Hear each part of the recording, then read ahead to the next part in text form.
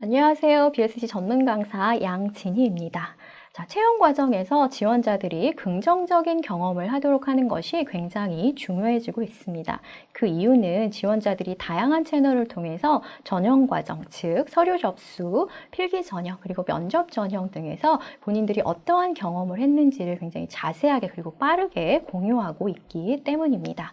자, 그 과정에서 지원자들이 회사가 나를 존중하는 경험을 했는지 또는 직무 능력에 따라서 제대로 공정하게 평가받는 경험을 했는지 등의 후기가 채용 시장에서 우리 회사의 인상을 결정하게 됩니다.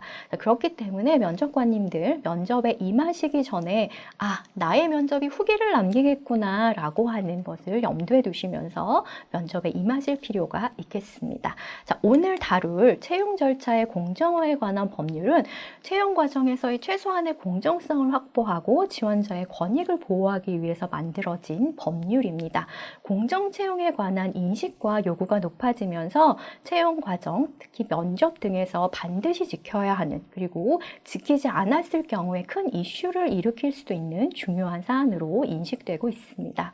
자, 면접 과정 중에서 채용 절차법 중에서 가장 집중해서 관심을 두셔야 하는 부분은 직무 수행과 필요하지 않은 사적인 정보를 수집해서는 안 된다는 것입니다. 사적인 정보 여러 가지가 있을 텐데요. 자, 대표적인 것으로는 신장, 키 등의 신체 조건, 그리고 출신 지역, 결혼 여부 등을 들 수 있겠습니다.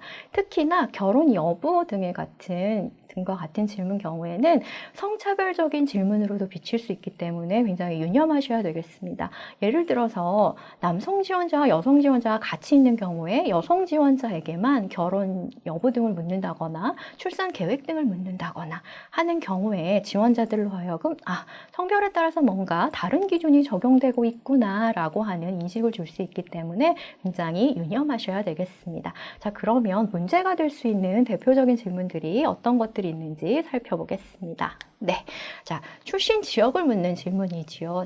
사투리 억양이 있는데 어디 출신인가요? 자, 그리고 결혼 유무를 묻는 질문들도 있습니다. 결혼은 하셨나요? 아이가 몇 명인가요? 네, 그리고 질문들을 쭉 보시면 이런 질문들도 하나 하는 것들을 보실 수 있으신데요. 자, 영업이 연애하는 거랑 비슷한데 연애 경험이 얼마나 되나요? 자, 이 질문 같은 경우는 실제 임원 면접에서 나왔던 질문으로 지원자 후기를 통해서 공개되기도 했습니다. 그리고 맨 마지막에 있는 질문 보시면 부모님이 어떤 일을 하셨길래 그렇게 힘들었나요? 라고 하는 질문인데요. 사실 이 질문 같은 경우에는 지원자가 어려운 가정 환경 속에서도 이를 극복하기 위해서 굉장히 노력한 경험을 이야기하던 와중에 면접관님께서 공감을 표현하는 질문의 하나로 너무 힘드셨겠네요. 부모님이 도대체 어떤 일을 하셨길래 그렇게 힘드셨나요? 라고 하는 질문으로 나오게 되었습니다. 자, 이 경우에 언뜻 보면 어떤 문제가 있을까라고 생각이 드실 수도 있겠지만 부모님의 직업, 사적인 정보를 묻는 질문이기 때문에 이 역시 채용절차법에 어긋나는 질문으로 볼 수 있겠습니다.